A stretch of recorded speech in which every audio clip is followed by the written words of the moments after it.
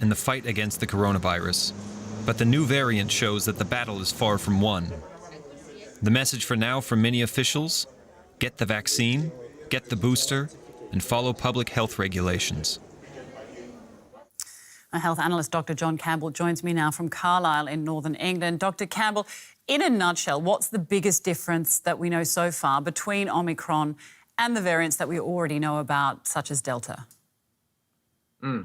Well, there's more mutations in the spike protein. So we believe that there's 32 mutations in this.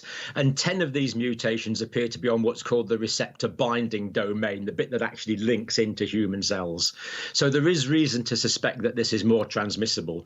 Now, some of the mutations that are actually on this new Omicron variant are actually the same as we've seen in Alpha, Beta and Delta before.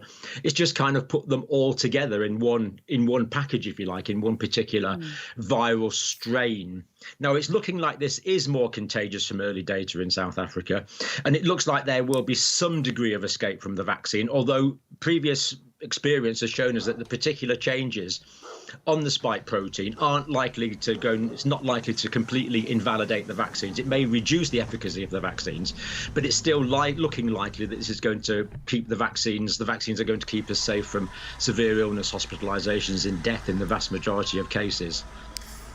Is it likely that Omicron's roots are, in fact, in South Africa, or is it more likely that the South Africans just simply test more and therefore have discovered this new variant, now for a second time, actually, a new variant?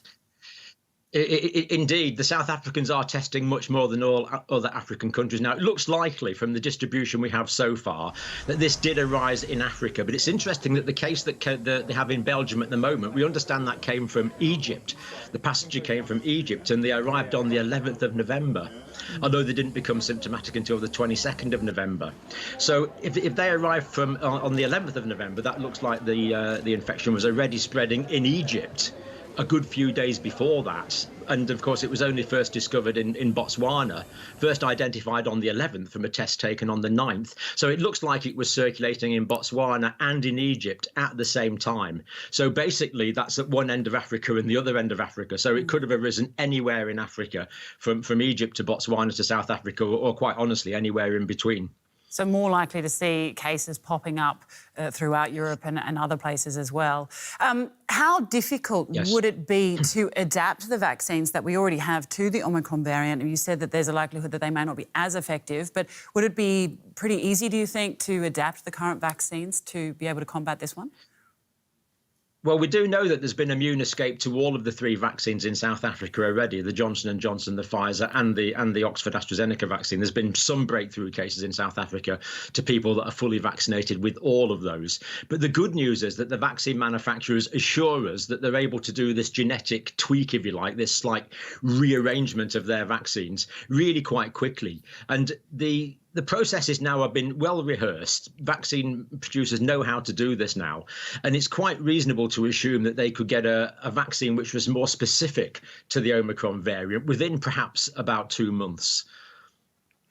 Is a new lockdown then the only way to head off the threat from Omicron?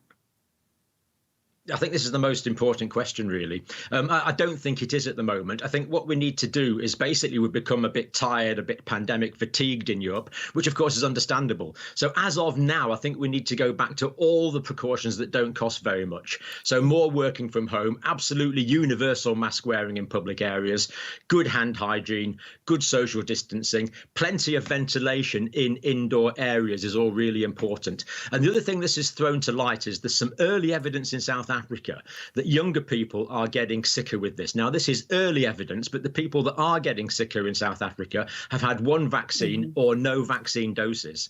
So this really emphasizes the need for the whole population in Europe to take up the vaccine offer. And so it's the vaccines and this is the strategy. We need the vaccines and we need all the other strategies at the same time, because inevitably this variant is here already, I'm afraid. Right. Dr. John Campbell, thanks very much for your time. Thank you. Well, let's